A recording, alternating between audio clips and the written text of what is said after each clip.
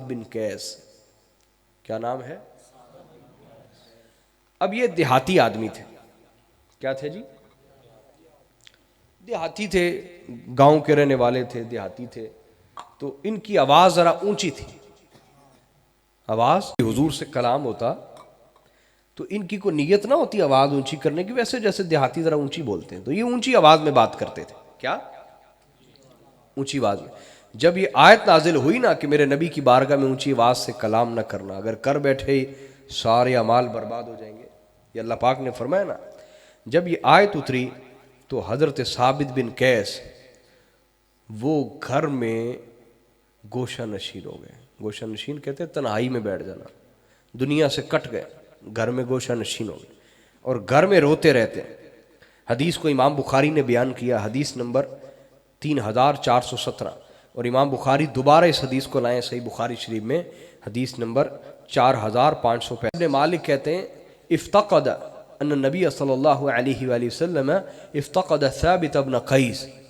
حضور نے پوچھا یار وہ ثابت بن قیس نظر نہیں آ رہا.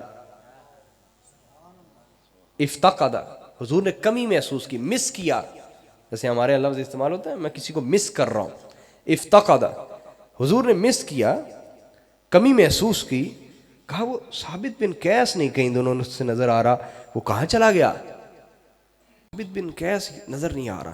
افتقد، اس کو مس کیا، اس کی کمی محسوس کی.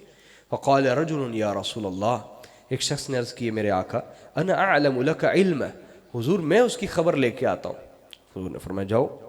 فأتاه فوجده جالسا في بيته منكسا رأسه، جب وہ ان کے گھر گیا تو دیکھا حضرت ثابت بن قیس اپنے گھر میں بیٹھے اور ایسے سر جھکایا ہوا اور رو رہے ہیں، ایسے روئی جا رہے ہیں، روئی جا رہے ہیں.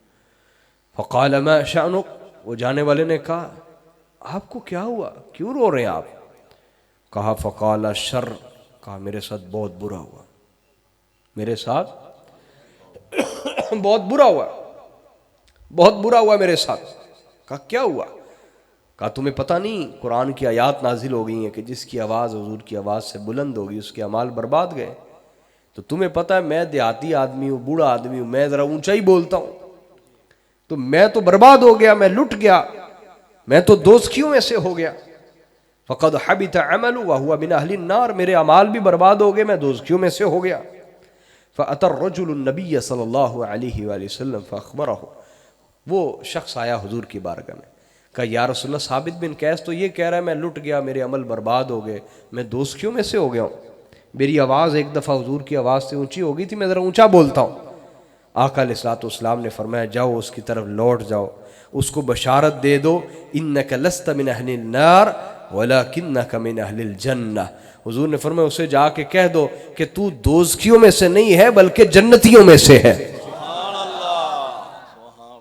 تیری نیت کا حضور کو علم ہے، تیری طبیعت کا بھی علم ہے، تو دوزخیوں میں سے نہیں ہے بلکہ ہائے ہائے تو جنتیوں میں سے. اس صحابی کا اندازہ کریں کہ آقا علیہ الصلوۃ والسلام نے اسے نہیں کہا کہ تیرے اعمال برباد ہو گئے، اس نے خود محسوس کیا کہ ایک دفعہ میری آواز حضور سے بلند ہو گئی تو میں لٹ گیا، میں برباد ہو گیا، میں دوزخیوں میں سے ہو گیا.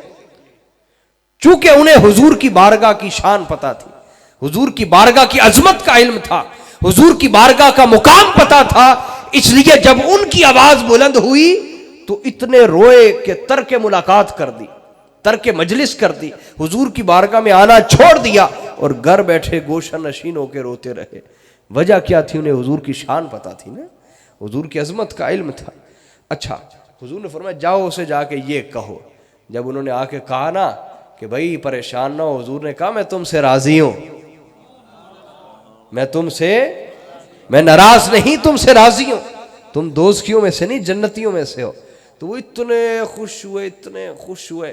اس وقت انہوں نے بڑا قیمتی جبہ پہنا ہوا تھا، فوری اتارا، کہا یار اس کو پہننے کے تم حقدار ہو، تم نے مجھے اتنی بڑی خوشخبری سنائی ہے کہ میں اس کی قیمت نہیں دے سکتا. تو اندازہ کیجئے جن کو اس بارگاہ کی شان کا علم ہے وہ اگر کبھی لاشعوری طور پہ بھی اپنی آواز بلند کر بیٹھے تو ان کا حال یہ ہو جاتا ہے. اور ہم ہیں کہ آج حضور کے حکموں کو پتہ بھی ہے پھر بھی ہم اعلانیہ نافرمانی کرتے کہ نہیں کرتے. تو میری دعا ہے اللہ میری اور آپ کی اصلاح فرمائے.